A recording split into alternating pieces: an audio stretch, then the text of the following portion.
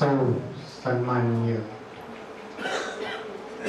વિદ્વજનો અને બાકી બધા મુમુક્ષુઓ,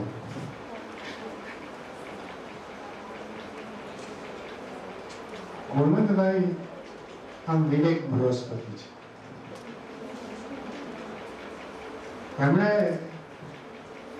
જ્ઞાનના બધા ભારે ભારે વિષયો વિદ્વત માણસોની છાપમાં મૂક્યા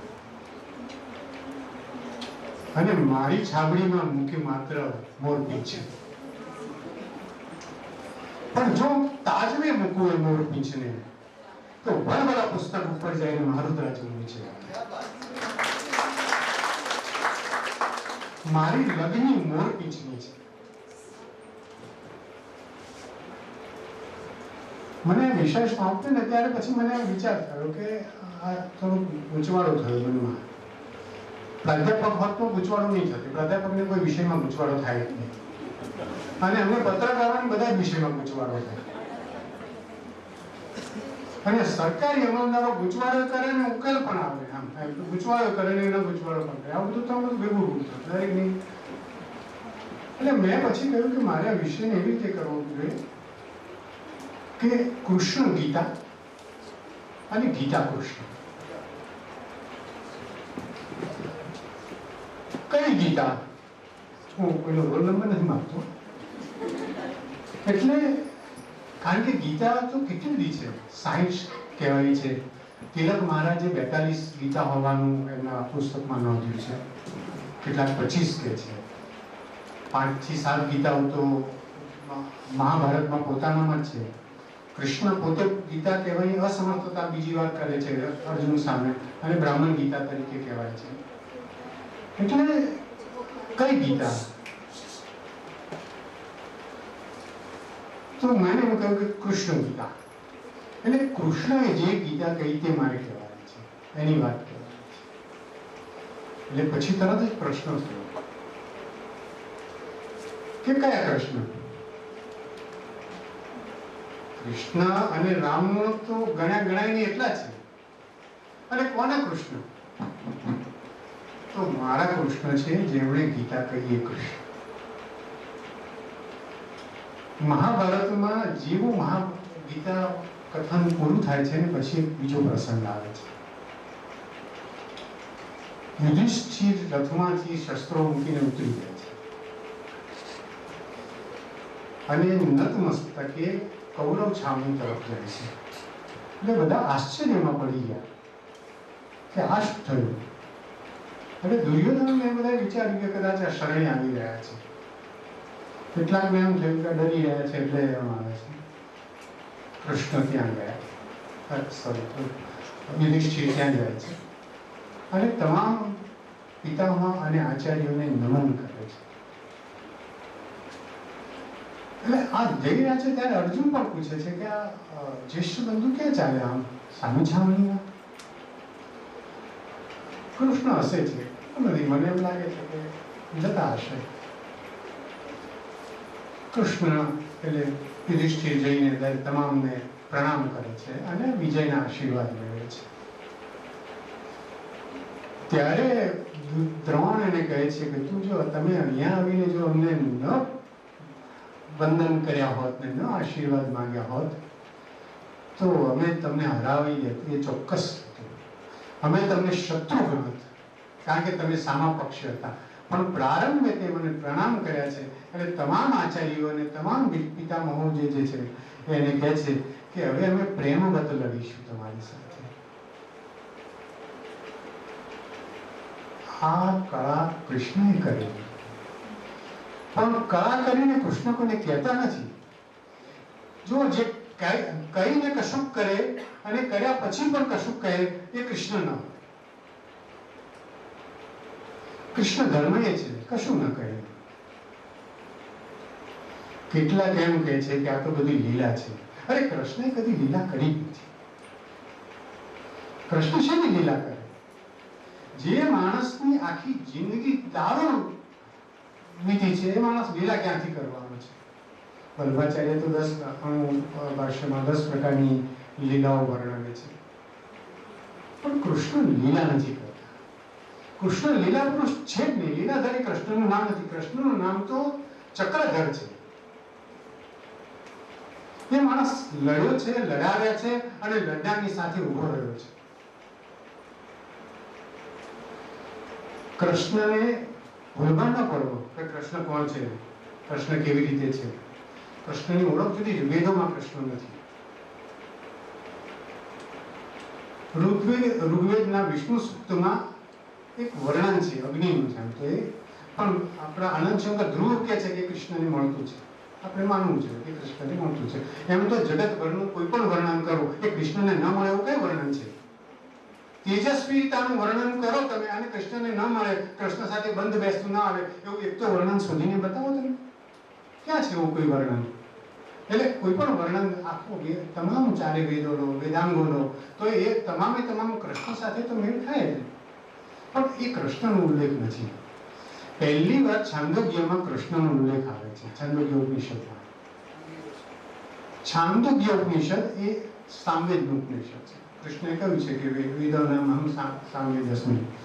એ સામવેદના છાંદોગ્યમાં પહેલી વાર કૃષ્ણનું આવે છે, પણ કૃષ્ણને ત્યાં ઓળખ આપવામાં આવે છે દેવકી કૃષ્ણની. પછી કૃષ્ણ માટે શાંત થવા છે. જૈન આગમોમાં કૃષ્ણ છે. 22માં તીર્થંકર જે ગણાયા છે એ કૃષ્ણ છે. બૌદ્ધોમાં કૃષ્ણ નથી. બૌદ્ધોમાં રામ છે પણ કૃષ્ણ નથી. એટલે બૌદ્ધ કથાઓમાં, બૌદ્ધમાં એટલે બૌદ્ધ કથાઓમાં, જૈન કથાઓમાં કૃષ્ણ છે. નેમિનાથ છે એ 22માં તીર્થંકર એ છે. જૈનોની 30 પુરુષ છે, એમાં વાસુદેવ કૃષ્ણનો ઉલ્લેખ છે. જો છાંદોગ્ય એમને દેવકી પુત્ર તરીકે ઓળખાવે છે, જૈન એમને વાસુદેવ પુત્ર તરીકે ઓળખાવે છે. થોડો ફરક છે. તમે જુઓ, સવારે વાત થઈ હતી આઈકે એની, મને એમ થાય છે કે એમાં સનાતન શબ્દ શા માટે નથી? સંસ્કૃત તો ભાષા છે. ભાષાની કોઈ સંસ્કૃતિ ના હોય. સંસ્કૃતિ કોઈ ધર્મ નહીં હોય અને ધર્મ થકી ભાષા તો ઉદ્ભવી હોય ને. તો એ ખરેખર તો સનાતન એસ કે એવું કશું થવું જોઈતું હતું. ઠીક છે, હા, એ ઇન્ડિયન નથી પણ એ સનાતન છે. કારણ કે ઇન્ડિયન નોલેજ કહો તો ઇન્ડિયન નોલેજમાં તો ઘણા બધા છે. બૌદ્ધને ક્યાં મૂકશો તમે? આપણા 6 દર્શનો આસ્તિક ને 3 બાકીના નાસ્તિક દર્શનોને ક્યાં મૂકશો તમે? જૈનોને ક્યાં મૂકશો તમે? ઇન્ડિયનમાં જ આવે ને. અને એને જો જૈન ધર્મ કે બૌદ્ધને લેશો તો આ 3નો છેદ ઉડી જશે. તો વેદોને માનતા નથી. આસ્તિક નાસ્તિક તો તમે સમજો છો કે કોણ છે આસ્તિક ને કોણ છે નાસ્તિક. જે કૃષ્ણ આપણને લીલા કરતા દેખાય છે એ પુરાણોના કૃષ્ણ છે. વારે વારે સવાલો આવ્યા છે આપણે સનાતનના શાસ્ત્રોમાં કે કૃષ્ણ પૂર્ણાવતાર છે, અંશાવતાર છે કે કલાવતાર છે. કૃષ્ણનો જે શૃંગાર લીલાઓ છે એ સામાન્ય રીતે બ્રહ્મ વૈવર્ત પુરાણ પછીથી શરૂ થયેલી છે. આપણો મધ્યકાલીન યુગ છે જેને આપણે ભક્તિ યુગ કહીએ છીએ, એ આપણી નિર્વીર્યતા, ડર, ભીષણ આતંકના વચ્ચે ગુજરી રહ્યો છે. ત્યારે આપણે પરાક્રમ ભૂલી ગયા છીએ. વલ્ભાચાર્ય પણ એમાં જ થાય છે. એટલે એક કૃષ્ણ એવા બન્યા આપણે કે જેની આગળ આપણે રડી રહ્યા છીએ. એ ગાળામાં આપણે હોંકાર કે હાકોકો કરવાનું ભૂલી ગયા છીએ મધ્યકાળમાં, કારણ કે ગુલામ બની ગયા છે. એટલે આપણો જે પરાક્રમી કૃષ્ણ હતો એ ઉપર તો બાળકના રૂપમાં આવી ગયો અને એ આપણી સામે રોવે છે ને આપણે એની સામે રોયા કરીએ છીએ. આપણે પરાક્રમ શૂન્ય થયા છીએ. પરાક્રમ શૂન્યનો ઈષ્ટ કદી કૃષ્ણ હોય નહીં એટલું જાણી લેજો. જે ઘડીએ તમે પરાક્રમ નામનું પુસ્તક બંધ કર્યું એ ઘડીએ તમારો કૃષ્ણ સાથેનો વિરોધ શરૂ થઈ ગયો.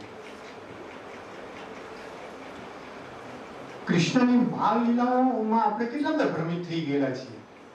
એના કારણે કોઈની ભક્તિ કરવામાં કંઈ નથી, પણ એના કારણે શું થયું, કૃષ્ણને બાળપણ 11 વર્ષ ને 52 દિવસનું જ મળ્યું છે. જે ઘડીએ વ્રજ છોડી, વ્રજ એટલે આહિરોના જે ટોળા હોય એને વ્રજ કહેવામાં, અનેક વ્રજો હતા. જે ઘડીએ કૃષ્ણએ વ્રજ છોડ્યું 11 વર્ષ ને 52 દિવસે, એ દિવસથી કૃષ્ણ પ્રૌઢ થઈ ગયા છે. હવે તમે વિચાર તો કરો કે 11 વર્ષ ને 52 દિવસનો છોકરો શું પ્રેમ કરે, શું ભૂલથી લાવે. અરે રાધા જ ક્યાંય નથી. ન ભાગવતમાં રાધા છે કે ન દશમ સ્કંદમાં રાધા છે. રાધા તો ક્યાં છે જ નહીં. રાધા તો છેક આવે છે બ્રહ્મ વૈવસ્વત પુરાણમાં, અને પછી આ બધી મકાન શરૂ થાય છે. મથુરા આવ્યા કૃષ્ણ પછી એમને સમય જ મળ્યો નથી કે કોઈ લીલા કરે. કૃષ્ણ તો કર્મ કર્યા કર્યું છે. કૃષ્ણ પાસે લીલા કરવાનો સમય રહ્યો જ નથી. કયા એમને 11 આવ્યા 52માં 54માં કે 56માં દિવસે પ્રવેશે, એ ઘડીએ તેમની સાથે કંસ ચાણો મર્દનમ કરવાનું આવ્યું. શું કરે લીલા? એ બધી લીલા હતી? ના, એ પરાક્રમ હતા. અને તમે પરાક્રમોની લીલા એટલે માટે કહો છો કે તમારા અંદર શૌર્ય ઓછું થઈ ગયું છે. શૌર્યની અલ્પતા હંમેશા પરાક્રમને વિચ્છિન્ન કરતી હોય છે.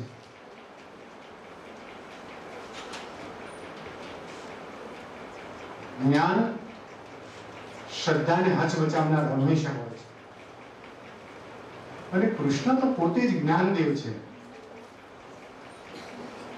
આપણી સમક્ષ જે કૃષ્ણને રજૂ કરવામાં આવ્યા છે, હું નમ્રપણે એવું માનું છું કે એમાંથી આપણે બહાર આવવાનું છે. જે કૃષ્ણ યુદ્ધ મેદાન વચ્ચે ખડો છે, એ જ કૃષ્ણ આપણો આરાધ્ય છે. જો એ કૃષ્ણને છોડ્યા અને થાળને આરતીઓ કરવાના કૃષ્ણને પકડ્યા તો સમજો કે આપણું પતન છે. કારણ કે જો એ કૃષ્ણએ કશું જ કર્યું નથી. લીલા પુરુષ કૃષ્ણએ કશું જ કર્યું નથી. પરાક્રમ પુરુષ કૃષ્ણએ જ ગીતા કહી છે. કૃષ્ણને પરાક્રમ વિહીન માણસ ગમતો જ નથી. એ ગીતા કહેવા બેસે છે ત્યારે એની વાતો સાંભળે છે કૃષ્ણ અર્જુનની નિર્વીર્ય, એટલે પહેલા તો હસે છે. જો તમે પણ તમારા દુઃખ ગાવા બેસશો, તમે રડવા બેસશો, તો તમારી સામે કૃષ્ણ હસવાના જ છે. હા, તમે યુદ્ધના મેદાનમાં ઉભા હશો તો નહીં હશે, તો તમને હસીને પછી પાછી વાત કહેશે. પણ જો તમે યોગ્ય સમયમાં, આરામના સમયમાં, સુખના સમયમાં કૃષ્ણ આગળ રોવા બેઠા તો સમજો કે કૃષ્ણ ત્યાંથી ઉઠીને ચાલતી પકડશે કે આની સાથે આપણું કામ છે. અહીંયા સમય બગાડવાનો નથી. અને કૃષ્ણનો કથાકારો અને કવિઓએ પછી દાટ વાળી કૂચો કરી નાખ્યો અને ખેંચતા ખેંચતા છે કે લવ ગુરુ સુધી લઈ ગયા. અરે ભાઈ, લવના તો કોઈ ગુરુ હતા? કોણ કહ્યું પૂછીને ન થાય પ્રેમ? હા, એમ લવની કઈ આમ સિદ્ધાંત બનાવ્યો ને કે તમારે પહેલું કદમ આમ મૂકવું, બીજું કદમ આમ મૂકવું, બીજું કદમ આમ મૂકવું. કોઈ લવ ગુરુ તો હતા હશે જગતમાં? કેવા આપણે ઉપમાઓ પણ કેવી વાપરીએ છીએ એમ. અને જે કૃષ્ણના ઉપર ને રાધા ઉપર મંડ્યા, જે મંડ્યા, ખુદ પરીક્ષિત રાજા જેનો રાજ્યાભિષેક કૃષ્ણે કર્યો છે, એ સુખદેવને પૂછે છે કે આ પ્રકારનો સંભોગ શૃંગાર કૃષ્ણ સાથે શક્ય છે, શોભે છે? હું નથી પૂછતો, હું નથી કહેતો, પરીક્ષિત પૂછે છે, સુખદેવજીને પૂછે છે. સુખદેવજી જવાબ નથી. તમે નરસિંહના કેટલાક શૃંગાર કાવ્યો જુઓ તો તમને એમ થાય કે નરસિંહ આટલે ઉતર્યા છે. હા, અને પાછા સમજાવવામાં એવું સમજાવે છે કે આમાંથી તમારે અધ્યાત્મ શોધવાનું છે. અરે ભાઈ, શૃંગારમાંથી અધ્યાત્મ કેવી રીતે ચડે? બે પૃથક વિષયો છે. કોઈ એકનો વિરોધ નથી. શૃંગારની આવશ્યકતા એટલી જ છે, પણ એકમાંથી બીજું કેવી રીતે શોધો? શૃંગારમાંથી તમે કેવી રીતે શોધો? તમે ભક્તિ શોધો, શૃંગારમાંથી કેવી રીતે જ્ઞાન શોધો? શૃંગાર તો એમ કે છે કે તમારે એ વખતે એક ક્ષણે સંપૂર્ણ સમર્પિતને એમાં લિપ્ત થવું જોઈએ. જો એમાંથી લિપ્ત ન થતો તો તમારું એ બગડ્યું, અને અહીંયા બેઠા બેઠા એમાં લિપ્ત થાવ તો આ બગડ્યું. આ પ્રત્યે આપણે જે વિચક્ષણ કૃષ્ણ છે, જે પૂર્ણ છે, બાળક નથી, હા પૂર્ણ છે, જે થોડીક જ વારમાં વિરાટ સહસ્ર શીર્ષા સહસ્રકુળ વિરાટ પ્રગટવાના છે, એવી સંભાવના વાળો જે કૃષ્ણ છે એ આપણો આરાધ્ય છે. અને એ જ ગીતા કહી શકે. કૃષ્ણ ગીતા કહેતા કહે છે કે આ જે હું કહું છું, સાહેબે કહ્યું કે અઘરું નથી, પણ અઘરું કોના માટે નથી? કે જે લગડા નથી એમના માટે. અઘરું કશું જ નથી, પણ અઘરું એમના માટે નથી સર, કે જે લગડા નથી. આ લગડા છે. યસ, એટલે કૃષ્ણનું જે વાત છે, યશ્ય નારાયણો નામ દેવ દેવ સનાતન તથ્યાંશો માનુષે સ્વાદિત વાસુદેવ પ્રતાપવાન.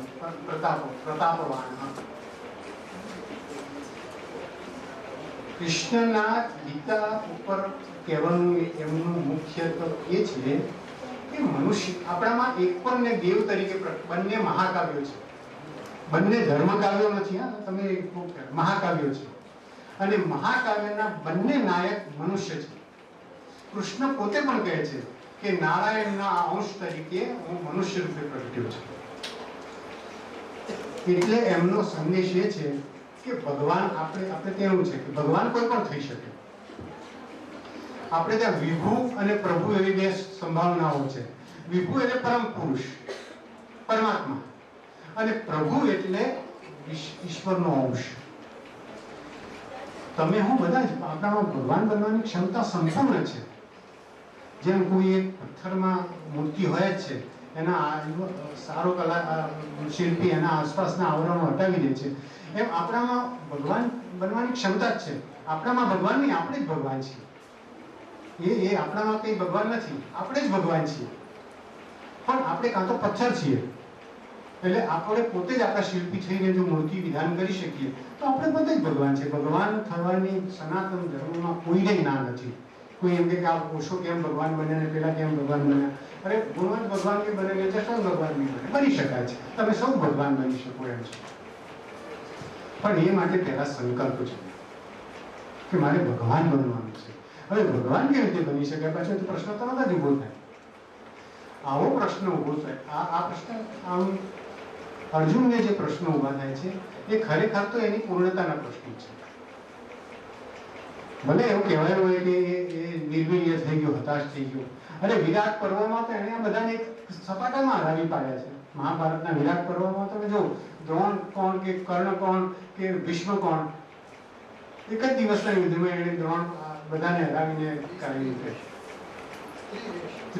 કોણ છે આ? તો આ મહાયોદ્ધો છે, એ કઈ એમ ડરી જતો હશે, પણ એને અંતરમાં જાગે છે કે આ ક્ષમતાઓ, અમારી કઈ અક્ષમતાઓ આમાં પડી છે.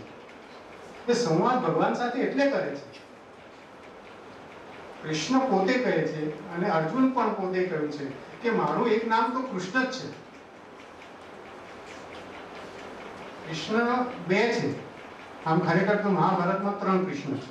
એક કૃષ્ણ પોતે શ્રી કૃષ્ણ, કૃષ્ણ અર્જુન અને કૃષ્ણ દેવ ઋષિ. આમ 3 ઋષિનો સંયોગ થાય છે. પણ કૃષ્ણ અર્જુન પોતે જ પોતાને કહે છે કે હું કૃષ્ણ છું. અને આ પ્રતાપવાન લોકે પ્રગટેલા જે કૃષ્ણ છે, કૃષ્ણ કશું કહેતા નથી. કૃષ્ણ એને યુદ્ધમાં પ્રવૃત્ત નથી કરતા.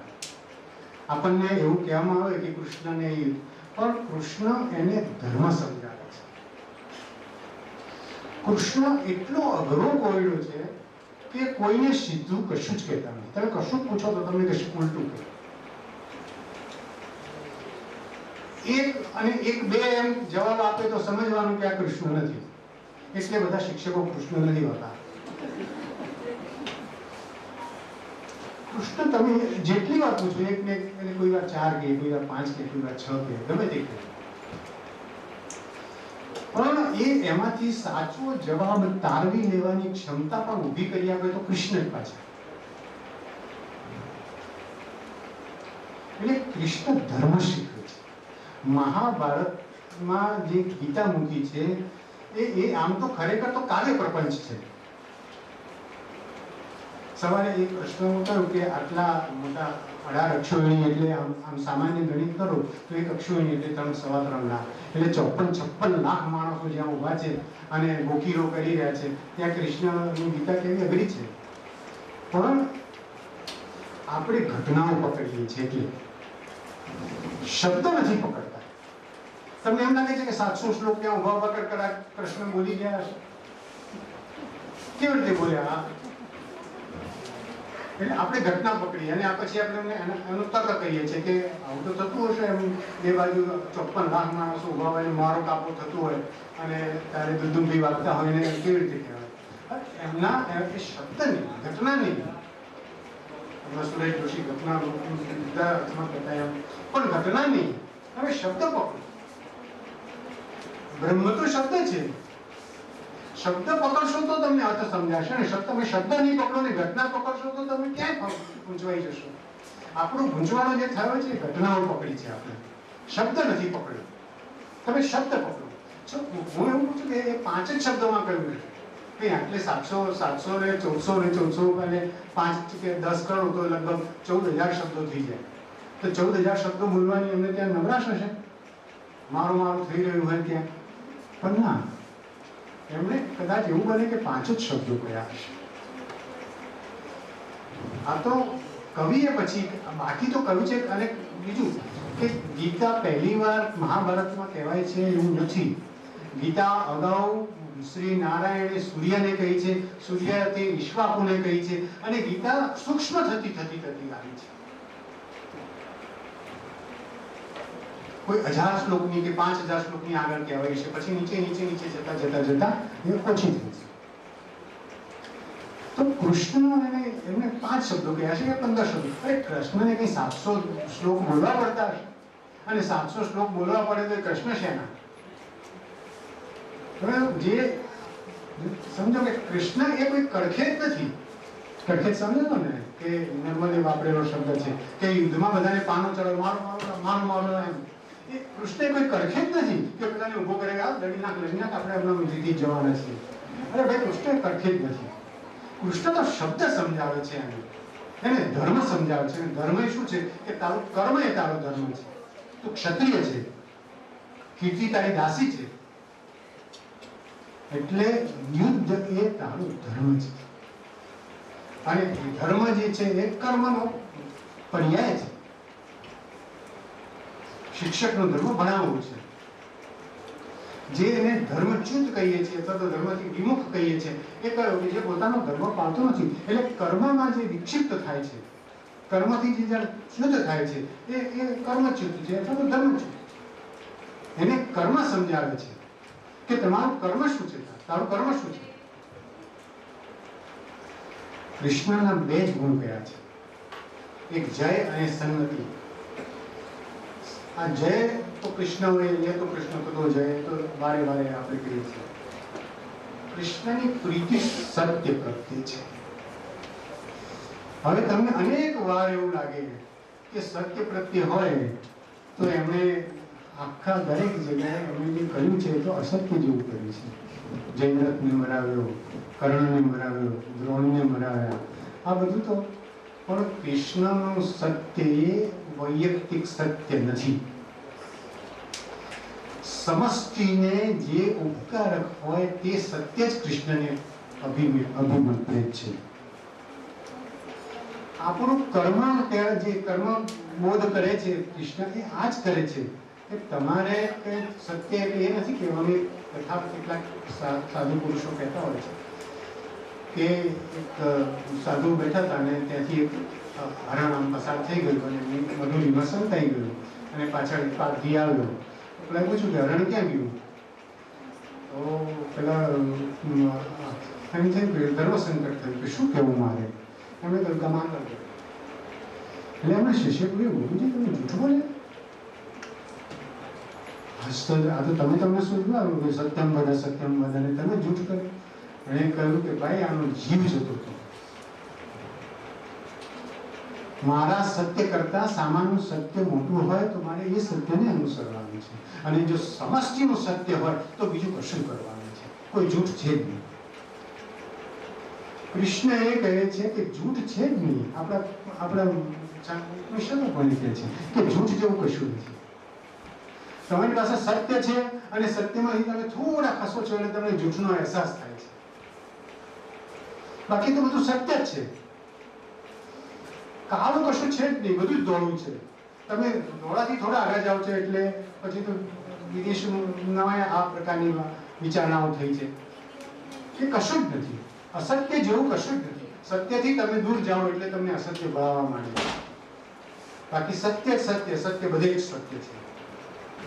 કૃષ્ણનું સત્ય સમજવું થાય તો બહુ શાંતિથી મહાભારત વાંચવું. મહાભારતના કૃષ્ણ એમના બધા કહેલા ચરિત્રોનો છેદ ઉડાડી દે છે. છો ને આને કહ્યું કે ગમે તે કહ્યું, મોરારી બાપુએ કહ્યું કે ગમે તે કહ્યું, વૈષ્ણવ આચાર્યોએ કહ્યું, બધા જ એક વાત છે. શંકરાચાર્ય એટલે પહેલી કોમેન્ટ્રી એટલે કે જે ભાષ્ય કર્યું એ શંકરે કર્યું છે. શંકરે ભાષ્ય કરવામાં આગળના શ્લોક જ નથી લીધા. જેને ગમતા શ્લોકો કહીએ છીએ શ્લોક જ નથી લીધા. એમણે તો પાછળથી શરૂ કર્યું ભાષ્ય. એમના મનમાં એક આતો નિરર્થક શ્લોક છે. જ્ઞાન તો પછી શરૂ થાય છે. કૃષ્ણ બોલે છે ત્યાંથી જ્ઞાન શરૂ થાય છે. અજ્ઞાન અર્જુન બોલે છે તો અજ્ઞાન છે. અજ્ઞાનનું શું પૃષ્ઠપેષણ હોય? અજ્ઞાનની પરિભાષા શું કરવાની? જ્ઞાન કહીશું એટલે ખબર પડી જશે કે આ તો અજ્ઞાન છે. શંકરાચાર્ય પાછળ ભાષ્ય કર્યું એટલે ખબર પડી ગઈ કે આને તો અજ્ઞાન હતું એટલે આ બધી વાતો કરતો હતો. જે ઘડીએ એને જ્ઞાન થયું તે ઘડીએ એને બધો મોહ ભંગ થઈ ગયો કે મારવાનું કોને છે ને મરવાનું કોને છે, આ છે કે તે છે. નહીં તો પહેલો ને બીજો ત્રીજો અધ્યાય કરીને પૂરું કરવું જોઈતું હતું. પછી બધું શું કરવા બધા 18 અધ્યાય સુધી લાંબા થયા. કારણ કે એમને સત્ય કેવું હતું અને એમને જ્ઞાન આપ્યું હતું. કૃષ્ણનું સત્ય એટલે વૈયક્તિક નહીં, એટલું આપણે સમજવાનું. અને આપણે પણ એટલું ધારવાનું કે કૃષ્ણનું સત્ય સમષ્ટિના રક્ષણ માટે જ્યારે મોકો હતો અને અર્જુન હતાશ થયો ત્યારે જ કૃષ્ણ બોલ્યા છે. કૃષ્ણે આગળ કદી અર્જુનને કશું કહ્યું નથી કે લડવા કોઈને નથી કહ્યું. ભગવદ્ ગીતામાં કૃષ્ણને જે કંઈ કહ્યું એ અનેક આચાર્ય જુદી જુદી રીતે. સવારે એમ થયું કે કેટલાક આચાર્ય જુદા જુદા શંખ વગાડે છે. એનું કારણ છે શંખ જુદા જ વાગે. જો શંખ એક જ વાગે તો શંખ ન કહેવાય. આપણે એને બીજું કશું કહીએ છીએ ને. દરેકનો શંખ અલગ વાગવો જોઈએ. એનું કારણ કેવું છે કે દરેકનું ચિંતન અલગ છે. આપણે ત્યાં પ્રસ્થાનત્રયી વાત કરી ને, પ્રસ્થાનત્રયીમાં કે પ્રસ્થાનત્રયી ઉપર જો ભાષ્ય ન કરી શકે એને આચાર્ય જ ન ગણે. આપણે ત્યાં 6 જ આચાર્ય છે. હમણાં એક 7મા સ્વામિનારાયણમાં થયા છે, પણ ખબર નહીં હવે તો અમે આપણે બધા આચાર્ય થઈએ કેમ છીએ. થોડા વિત્તની વ્યવસ્થા કરવી પડે એટલું જ છે. પણ 6 જ આચાર્ય થયા. છેલ્લા વલ્ભાચાર્ય થયા પછી કોઈ આચાર્ય થઈ શક્યું નથી. નિમ્બાર્કને મધ્વ રામાનુજાચાર્ય એ બધા થયા. કારણ કે એમને પ્રસ્થાનત્રયી એ પોતાના મત સાથે ક્યાં સંમત થાય છે. એ પોતાનો શંખ જુદો વગાડે. નહીં તો બધા શંકર મતમાં જ હોત ને. જો તમારો શંખ અલગ ન વાગે તો તમે સમજવાનું કે તમે ગીતા સમજ્યા જ નથી, તમે ઉપનિષદ સમજ્યા જ નથી, તમે બ્રહ્મસૂત્ર સમજ્યા જ નથી. કૃષ્ણની કેવી મોહિની હશે કે પરમ વેદાંતી શંકરાચાર્ય વેદાંતમાં તો મૂર્તિ કે સાકાર રૂપનું તો કશું મહત્વ જ નથી. એ કૃષ્ણના કેટલા સ્તોત્રો લખે છે. ગોવિંદ દામોદર મહાદેવથી જે આપણે મધુર ગાઈએ છીએ, આવા કેટલા સ્તોત્ર. આપણે કોઈ પણ પૂર્ણાહુતિ કરીએ છીએ ને આપણે કહીએ છીએ ને અચ્યુતમ કેશવમ રામ, એ તો શંકરાચાર્યનું છે. અને ખબર નથી એ કેમ અંતમાં લાવીને મૂકી છે, અચ્યુતમ કરો, આનું અચ્યુતમ કરો. અરે મારે બી અચ્યુતમ કરવાનું છે. હા, અચ્યુતમ કરો કરે છે. અરે અચ્યુતમ તો પ્રારંભ છે. અચ્યુતમ કેશવમ, જે ચ્યુત નથી થતું, ફરી નથી જતું, સ્થાન ભ્રષ્ટ નથી થતું, એ કેશવ. આપણે કોઈ ખબર નહીં કોણે અંતમાં કથા પૂરી થાય એટલે અચ્યુતમ કેશવમ કરીને પ્રસાદની રાહ જોવામાં આવે. કૃષ્ણ સત્યનારાયણ છે, પણ આ પેલા શિરાવાળા સત્યનારાયણ ન ગમતા તમે.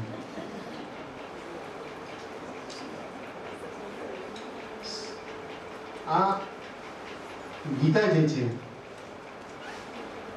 એ જેના તપ ભક્તિ અને એ બધું ન હોય તેને નથી સમજાતી, એવું કૃષ્ણએ પોતે જ કહ્યું છે.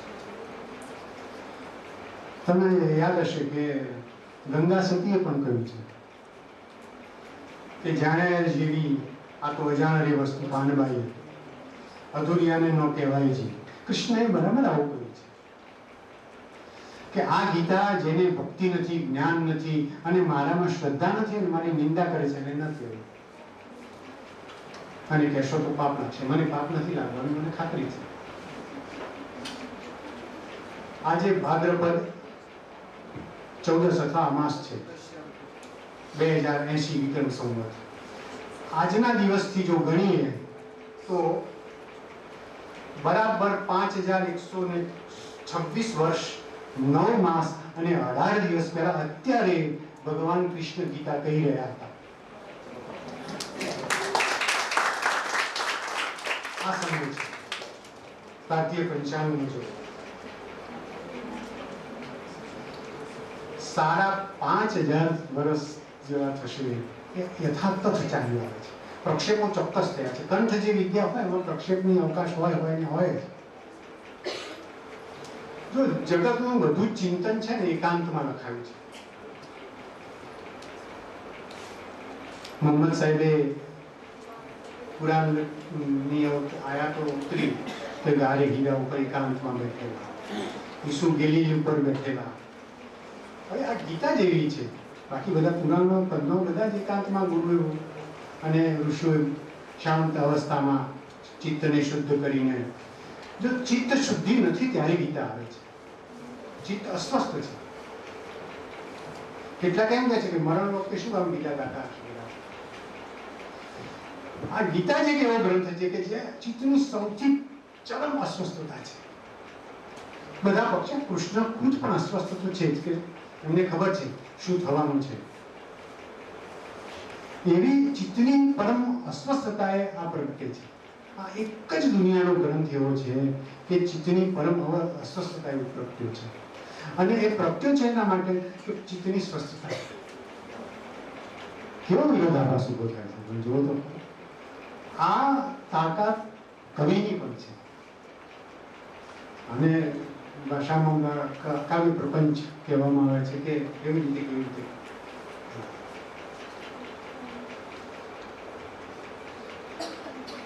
ગીતા સાંપ્રત કહી છે ને, ગીતાને તો કાળ બાદ જ ક્યાં છે. ગીતા તો નિત્ય નવીન છે. રોજે તમે ગીતા કરો. તમે હવે બધા એમ કહે છે કે ગીતામાંથી તમે દરેક પ્રશ્નોના ઉત્તર. મને એક સત્ય ઘટના હજુ મિનિટ બાકી છે.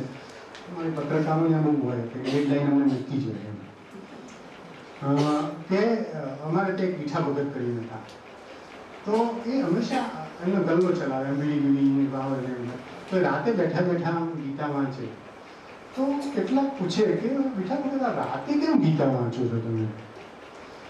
તો એ કહે કે આ તમને એટલો વલ્લી મટકાનો જુગાર ખબર હશે તો એમ કે બધા એમ કહે છે કે કોઈ પણ પ્રશ્નનો જવાબ ગીતામાં છે, તો મને રોજ એમ થાય કે આજે કયો આંકડો ખુલશે, તો હું ગીતા જોઉં છું. અને ગીતા જોઈને અમને આમ તો કોઈ શ્લોક હોય એમ કેમ કે 300 તો 325નું પાનું લગાવે ને આવું બધું, એટલે આવા બી ઉપયોગો થતા હોય છે. આને ઓળખાવી છે, અને અવિદ્યા કરી છે.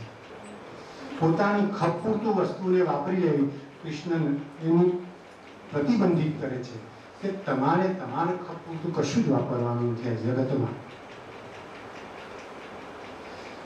તમારું કર્મ છે એ ફળ ત્યાગવાનું એવું કે છે ત્યારે એમ નથી કે તું તારે કરે છે ને તને મળે કે ના મળે એમ તો કોણ કરવાનું છે, કયો કર નાખો કરે કામ.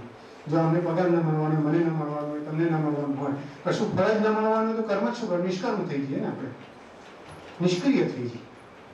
પણ ફળ તો મળવાનું છે. ફળની નિષેધ કોઈ કર્મનું ફળ, બે ચીજો કૃષ્ણ સમજાવે છે કે કર્મ વગર તો તમે રહી શકવાના જ નથી. તમે ઈચ્છો કે ન ઈચ્છો, તમે નહીં ઈચ્છો તો પણ શ્વાસ તો લેવાશે. તમે ન ઈચ્છો કે મારે હિંસા નથી કરવી, તો પણ શ્વાસમાં લેશો ત્યારે હિંસા થશે. આપણા વૃષભદેવજી જે આમ કૂદીને ચાલતા કે નીચે પગ નીચે કોઈ આવી ન જાય, પણ એ તો કર્મ તો સવાલ જ નથી. કર્મ તો કરવું જ પડશે, ને કર્મમાં જે થવાનું છે નિર્ધારિત જ છે. પણ એનું ફળ આમ જ થશે એટલું આમ કહીશ, આમ જ થશે એ ગણગણ ન કરશો. ઉત્તમ કામ કરશો તો ઉત્તમ ફળ મળવાનું છે. ગીતા જીવન પણ શીખવે છે, અને ગીતા મૃત્યુની તૈયારી પણ કરાવે છે. ગીતાના બે બહુ મોટા જીવન એવું છે કે જન્મ અને મૃત્યુ વચ્ચેનો જે ગાળો છે જીવન છે. ગીતા જીવન શીખવે છે, અને ગીતા મૃત્યુ શીખવે છે. કેમ મરવું? કારણ કે સૌથી વધારે કપડો મૃત્યુનો એટલા માટે લાગે છે કે અનેક પ્રકારની તૃષ્ણાઓ એ વખતે આપણા મનમાં હોય છે કે મોટો છોકરો પરણાવવાનો રહી ગયો, નાની છોકરીને આમ થયું, દીકરાને ઘર લઈ આપ્યું, વિતૃષ્ણ બનવાનું. પછી મરણનો ડર શાયદ નહીં લાગે. તમને જન્મતા કોઈ ડર નતો લાગ્યો ને. મરણનો ડર એટલે લાગે છે કે તૃષ્ણાઓ તમે ઘેરી લીધા છે, અને એ બાકી રહી જવાની છે. એની જે વિટંબણા છે એ તમારા ડરમાં પરિવર્તિત થઈ જાય છે. કૃષ્ણ એટલું જ સમજે છે કે મૃત્યુ તો આનંદ છે.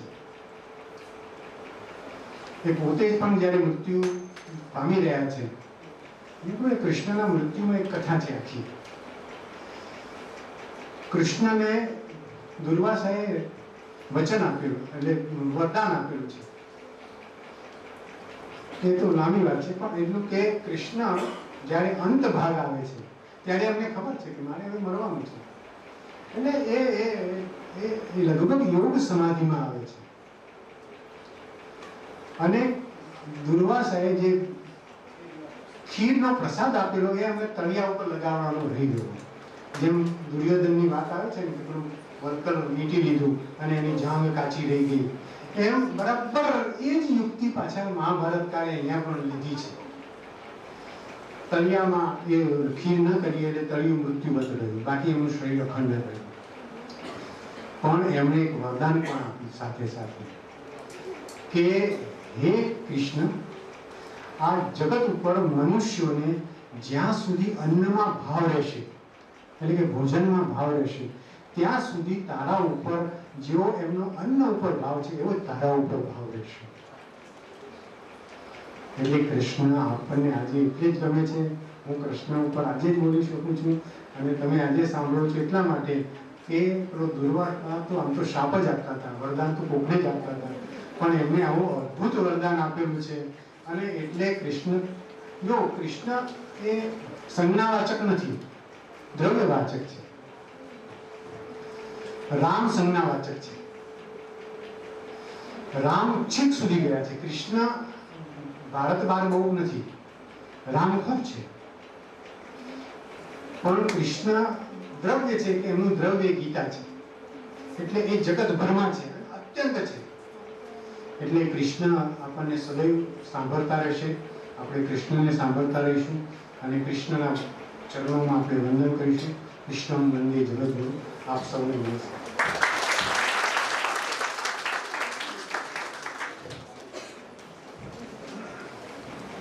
સમયની બાબતે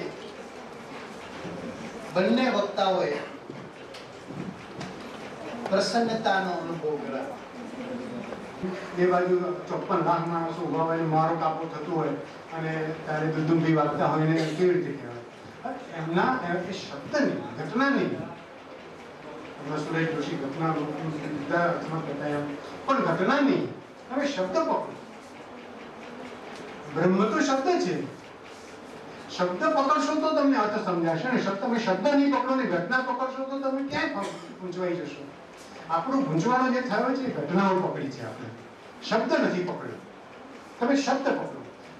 હું એવું પૂછું કે એ 5 જ શબ્દોમાં કહ્યું નથી કઈ આટલે 700 ને 1400 અને 5 કે 10 કરોડ તો લગભગ 14,000 શબ્દો થઈ જાય. તો 14,000 શબ્દો બોલવાની અમને ત્યાં નવરાશ હશે? મારું થઈ રહ્યું હોય ત્યાં? પણ ના, એમણે કદાચ એવું બને કે 5 જ શબ્દો કહ્યા હશે. આ તો કવિએ પછી બાકી તો કહ્યું છે. અને બીજું કે ગીતા પહેલી વાર મહાભારતમાં કહેવાય છે એવું નથી. ગીતા અગાઉ શ્રી નારાયણે સૂર્યને કહી છે, સૂર્યથી ઈશ્વાકુને કહી છે, અને ગીતા સૂક્ષ્મ થતી આવી છે. કોઈ 1000 શ્લોકની કે 5000 શ્લોકની આગળ કહેવાય છે, પછી નીચે જતા એ ઓછી થઈ છે. તો કૃષ્ણ એમને 5 શબ્દો કહ્યા છે કે 15 શબ્દો? અરે કૃષ્ણને કઈ 700 શ્લોક બોલવા પડતા હશે, અને 700 શ્લોક બોલવા પડે તો કૃષ્ણ શેના? જે સમજો કે કૃષ્ણ એ કોઈ કડખેત નથી. કડખેત સમજો ને કે નર્મદે વાપરેલો શબ્દ છે કે યુદ્ધમાં બધાને પાનો ચડો, મારો એમ. એ કૃષ્ણ કોઈ કડખેત નથી કે બધાને ઉભો કરે, લડી નાખ આપણે એમના જીતી જવાના છીએ. અરે ભાઈ, કૃષ્ણ કડખેત નથી. કૃષ્ણ તો શબ્દ સમજાવે છે, એને ધર્મ સમજાવે છે. ધર્મ એ શું છે કે તારું કર્મ એ તારો ધર્મ છે. તું ક્ષત્રિય છે, કીર્તિ તારી દાસી છે, એટલે યુદ્ધ એ તારો ધર્મ છે. અને ધર્મ જે છે એ કર્મનો પર્યાય છે. શિક્ષકનો ધર્મ ભણાવવું છે.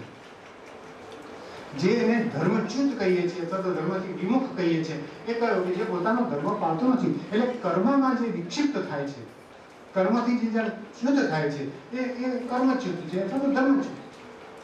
એને કર્મ સમજાવે છે કે તમારું કર્મ શું છે, તારું કર્મ શું છે. કૃષ્ણના 2 જ ગુણ કયા છે, એક જય અને સંગતિ. આ જય તો કૃષ્ણ હોય, એ તો કૃષ્ણ તો જય તો વારે આપણે કહીએ છીએ. કૃષ્ણની પ્રીતિ સત્ય પ્રત્યે છે. હવે તમને અનેક વાર એવું લાગે કે સત્ય પ્રત્યે હોય તો એમણે આખા દરેક જગ્યાએ એમણે જે કર્યું છે તો અસત્ય જેવું કર્યું છે. જયદ્રથને મરાવ્યો, કર્ણને મરાવ્યો, દ્રોણને મરાવ્યા, આ બધું તો. પણ કૃષ્ણનું સત્ય એ વૈયક્તિક સત્ય નથી. સમષ્ટિને જે ઉપકારક હોય તે સત્ય જ કૃષ્ણને અભિમંત્રિત છે. આપણું કર્મ જે કર્મ બોધ કરે છે કૃષ્ણ, એ આ જ કરે છે કે તમારે કંઈ સત્ય એટલે એ નથી કહેવાનું. તથા કેટલાક સાધુ પુરુષો કહેતા હોય છે કે એક સાધુ બેઠા હતા અને ત્યાંથી એક હરણ આમ પસાર થઈ ગયું અને મધુરીમાં સંતાઈ ગયું અને પાછળ એક પારધી આવ્યો. પેલા પૂછ્યું કે હરણ ક્યાં ગયું? તો પેલા એમ થયું કે ધર્મસંકટ થયું કે શું કહેવું મારે. એમણે કહ્યું કે માન કરજો. એટલે એમણે શિષ્ય પૂછ્યું, ગુરુજી તમે જૂઠું બોલે? આ તો તમને શું જોયું કે સત્યમ વદ અને તમે જૂઠ કર્યું. એણે કહ્યું કે ભાઈ આનો જીવ જતો હતો. મારા સત્ય કરતા સામાનું સત્ય મોટું હોય તો મારે એ સત્યને અનુસરવાનું છે, અને જો સમષ્ટિનું સત્ય હોય તો બીજું કશું કરવાનું છે. કોઈ જૂઠ છે જ નહીં. કૃષ્ણ એ કહે છે કે જૂઠ છે જ નહીં. આપણા કૃષ્ણ પણ કહે છે કે જૂઠ જેવું કશું નથી. તમારી પાસે સત્ય છે અને સત્યમાં તમે થોડા ખસો છો એટલે તમને જૂઠનો અહેસાસ થાય છે. બાકી તો બધું સત્ય જ છે. કાળું કશું છે જ નહીં, બધું જ ધોળું છે. તમે ધોળાથી થોડા આગળ જાઓ છો એટલે પછી તો વિદેશમાં આ પ્રકારની વિચારણાઓ થઈ છે કે કશું જ નથી. અસત્ય જેવું કશું જ નથી. સત્યથી તમે દૂર જાઓ એટલે તમને અસત્ય ભળાવવા માંડે. બાકી સત્ય સત્ય સત્ય બધે જ સત્ય છે. કૃષ્ણનું સત્ય સમજવું હોય તો બહુ શાંતિથી મહાભારત વાંચવું. મહાભારતના કૃષ્ણ એમના બધા કહેલા ચરિત્રોનો છેદ ઉડાડી દે છે. છો ને આને કહ્યું કે ગમે તે કહ્યું, મોરારી બાપુએ કહ્યું કે ગમે તે કહ્યું, વૈષ્ણવ આચાર્યોએ કહ્યું, બધા જ એક વાત છે. શંકરાચાર્ય એટલે પહેલી કોમેન્ટ્રી એટલે કે જે ભાષ્ય કર્યું એ શંકરે કર્યું છે. શંકરે ભાષ્ય કરવામાં આગળના શ્લોક જ નથી લીધા, જેને આપણે જેને ગમતા શ્લોકો કહીએ છીએ શ્લોક જ નથી લીધા. એમણે તો પાછળથી શરૂ કર્યું ભાષ્ય. એમના મનમાં કે આ તો નિરર્થક શ્લોક છે. જ્ઞાન તો પછી શરૂ થાય છે. કૃષ્ણ બોલે છે ત્યાંથી જ્ઞાન શરૂ થાય છે. અજ્ઞાન અર્જુન બોલે છે તો અજ્ઞાન છે. અજ્ઞાનનું શું પૃષ્ઠપેષણ હોય? અજ્ઞાનની પરિભાષા શું કરવાની? જ્ઞાન કહીશું એટલે ખબર પડી જશે કે આ તો અજ્ઞાન છે. શંકરાચાર્ય પાછળ ભાષ્ય કર્યું એટલે ખબર પડી ગઈ કે આને તો અજ્ઞાન હતું, એટલે આવી એમની વાતો કરતો હતો. જે ઘડીએ એને જ્ઞાન થયું તે ઘડીએ એની બધો મોહ ભંગ થઈ ગયો કે મારવાનું કોને છે ને મરવાનું કોને છે, આ છે કે તે છે. નહીં તો પહેલો ને બીજો ત્રીજો અધ્યાય કરીને પૂરું કરવું જોઈતું હતું. પછી બધું શું કરવા બધા 18 અધ્યાય સુધી લાંબા થયા? કારણ કે એમને સત્ય કહેવું હતું અને એમને જ્ઞાન આપવું હતું. કૃષ્ણનું સત્ય એટલે વૈયક્તિક નહીં, એટલું આપણે સમજવાનું. અને આપણે પણ એટલું ધારવાનું કે કૃષ્ણનું સત્ય સમષ્ટિના રક્ષણ માટે જ્યારે મોકો હતો અને અર્જુન હતાશ થયો ત્યારે જ કૃષ્ણ બોલ્યા છે. કૃષ્ણે આગળ કદી અર્જુનને કશું કહ્યું નથી કે લડવા કોઈને નથી કહ્યું. ભગવદ્ ગીતામાં કૃષ્ણને જે કંઈ કહ્યું એ અનેક આચાર્ય જુદી જુદી રીતે. સવારે એમ થયું કે કેટલાક આચાર્ય જુદા જુદા શંખ વગાડે છે. એનું કારણ છે શંખ જુદા જ વાગે. જો શંખ એક જ વાગે તો શંખ ન કહેવાય, આપણે એને બીજું કશું કહીએ છીએ ને. દરેકનો શંખ અલગ વાગવો જોઈએ. એનું કારણ કેવું છે કે દરેકનું ચિંતન અલગ છે. આપણે ત્યાં પ્રસ્થાનત્રયી વાત કરી ને, પ્રસ્થાનત્રયીમાં કે પ્રસ્થાનત્રયી ઉપર જો ભાષ્ય ન કરી શકે એને આચાર્ય જ ન ગણાય. આપણે ત્યાં 6 જ આચાર્ય છે. હમણાં એક 7મા સ્વામિનારાયણમાં થયા છે, પણ ખબર નહીં હવે એમ તો અમે આપણે બધા આચાર્ય તો થઈએ કેમ છીએ. થોડા વિત્તની વ્યવસ્થા કરવી પડે એટલું જ છે. પણ 6 જ આચાર્ય થયા. છેલ્લા વલ્ભાચાર્ય થયા પછી કોઈ આચાર્ય થઈ શક્યું નથી. નિમ્બાર્કનું ને મધ્વ રામાનુજાચાર્ય એ બધા થયા. કારણ કે એમને પ્રસ્થાનત્રયી એ પોતાના મત સાથે ક્યાં સંમત થાય છે? એ પોતાનો શંખ જુદો વગાડી, નહીં તો બધા શંકર મતમાં જ હોત ને. જો તમારો શંખ અલગ ન વાગે તો તમે સમજવાનું કે તમે ગીતા સમજ્યા જ નથી, તમે ઉપનિષદ સમજ્યા જ નથી, તમે બ્રહ્મસૂત્ર સમજ્યા જ નથી. કૃષ્ણની કેવી મોહિની હશે કે પરમ વેદાંતી શંકરાચાર્ય વેદાંતમાં તો મૂર્તિ કે સાકાર રૂપનું તો કશું મહત્વ જ નથી. એ કૃષ્ણના કેટલા સ્તોત્રો લખ્યા. ગોવિંદ દામોદર માધવથી જે આપણે મધુર ગાઈએ છીએ, આવા કેટલા સ્તોત્ર. આપણે કોઈ પણ પૂર્ણાહુતિ કરીએ છીએ ને આપણે કહીએ છીએ ને અચ્યુતમ કેશવમ રામ, એ તો શંકરાચાર્યનું સ્તોત્ર છે. અને ખબર નથી એ કેમ અંતમાં લાવીને મૂકી છે અચ્યુતમ કરો, આનું અચ્યુતમ કરો. અરે મારે બી અચ્યુતમ કરવાનું છે. હા, અચ્યુતમ કરો કરે છે. અરે અચ્યુતમ તો પ્રારંભ છે. અચ્યુતમ કેશવમ, જે ચ્યુત નથી થતું, ફગી નથી જતું, ફરી નથી જતું, સ્થાન ભ્રષ્ટ નથી થતું, એ કેશવ. આપણે કોઈ ખબર નહીં કોણે અંતમાં કથા પૂરી થાય એટલે અચ્યુતમ કેશવમ કરીને પ્રસાદની રાહ જોવામાં આવે. કૃષ્ણ સત્યનારાયણ છે, પણ આ પેલા શિરાવાળા સત્યનારાયણ ન ગમતા તમે.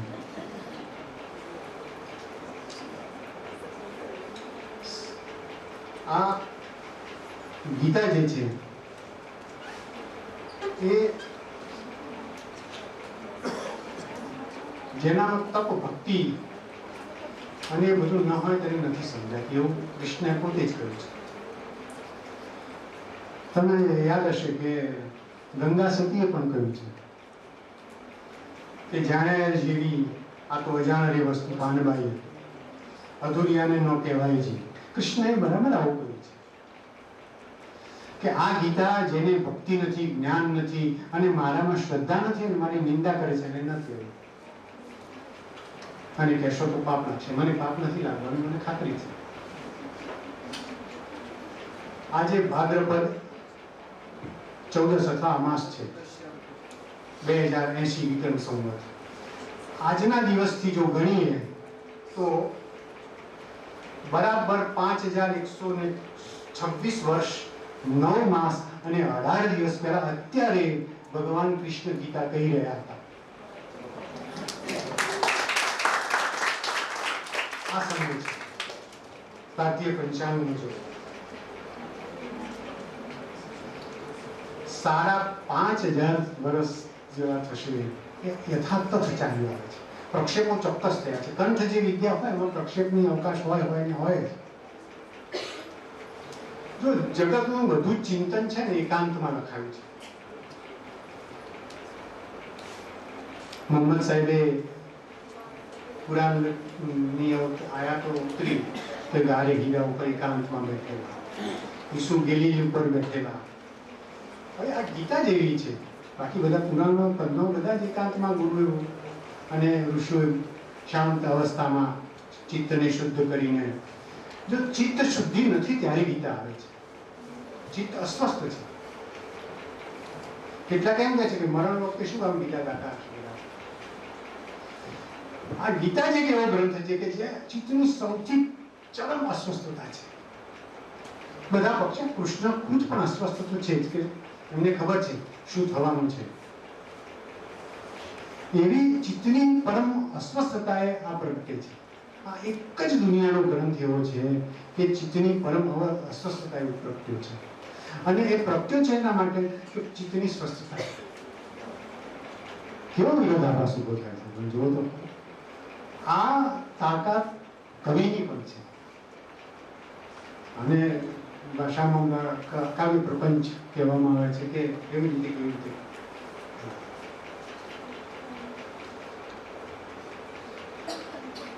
ગીતા સાંપ્રત કહી છે ને, ગીતાને તો કાળ બાદ જ ક્યાં છે. ગીતા તો નિત્ય નવીન છે. રોજ તમે ગીતા કરો. તમે હવે બધા એમ કહે છે કે ગીતામાંથી તમે દરેક પ્રશ્નોના ઉત્તર. મને એક સત્ય ઘટના હજુ મિનિટ બાકી છે. મારી પત્રકારોને બહુ હોય કે એક લાઈન અમને મૂકી જોઈએ એમ કે અમારે તે એક મીઠા ભગત કરીને હતા. તો એ હંમેશા એમનો ગલ્લો ચલાવે, બીડી ભાવ. તો રાતે બેઠા બેઠા ગીતા વાંચે. તો કેટલાક પૂછે કે મીઠા ભગત રાતે કેમ ગીતા વાંચો છો તમે? તો એ કહે કે આ તમને એટલો વરલી મટકાનો જુગાર ખબર હશે. તો એમ કે બધા એમ કહે છે કે કોઈ પણ પ્રશ્નનો જવાબ ગીતામાં છે. તો મને રોજ એમ થાય કે આજે કયો આંકડો ખુલશે તો હું ગીતા જોઉં છું. અને ગીતા જોઈને અમને આમ તો કોઈ શ્લોક હોય એમ કેમ કે 325નું પાનું લગાવે ને આવું બધું. એટલે આવા બી ઉપયોગો થતા હોય છે. આને ઓળખાવી છે, અને અવિદ્યા કરી છે. પોતાની ખપ પૂરતું વસ્તુને વાપરી લેવી કૃષ્ણ એનું પ્રતિબંધિત કરે છે કે તમારે તમારે ખપ પૂરતું કશું જ વાપરવાનું નથી આ જગતમાં. તમારું કર્મ છે એ ફળ ત્યાગવાનું એવું કે છે ત્યારે એમ નથી કે તું તારે કરે છે તને મળે કે ના મળે તો કોણ કરવાનું છે? કયો કર નાખો કરે કામ.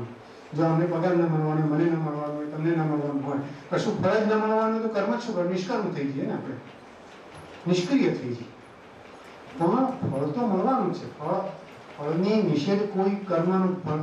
બે ચીજો કૃષ્ણ સમજાવે છે કે કર્મ વગર તો તમે રહી શકવાના નથી. તમે ઈચ્છો કે ન ઈચ્છો, તમે નહીં ઈચ્છો તો પણ શ્વાસ તો લેવાશે. તમે ન ઈચ્છો કે મારે હિંસા નથી કરવી તો પણ શ્વાસમાં લેશો એટલે હિંસા થશે.